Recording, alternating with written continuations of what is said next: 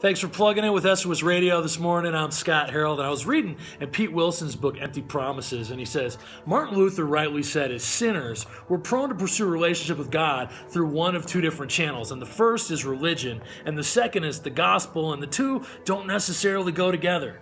Religion says that if we obey God, that God will love us. And the gospel says it's because God has loved us through Jesus that we can obey. And religion says that we should trust in what is good and moral as people.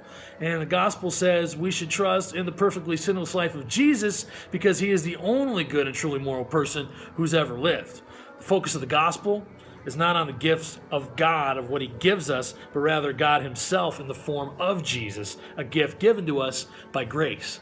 The gospel is about what I get to do, where religion's more about what I have to do. And the gospel leads us to a certainty about our standing before God because of the finished work of Jesus on my behalf on the cross. So when we fail to focus on and believe in the truth about who Jesus is, we miss the impact of his sacrificial death on the cross and his resurrection.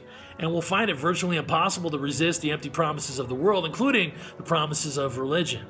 So our lives have got to be filled by something, and it's the way we're made. So we've got to fill those more up with Jesus himself, not on all the promises and the taglines and the cliches of religion. We've truly got to get to know who Jesus is, and we find that by actually reading in his word and by communicating with him, by having a conversation and prayer. Hope that encourages you today. That came from Pete Wilson's book, Empty Promises, if you wanted to read a little bit more. Thanks for plugging in with SOS Radio.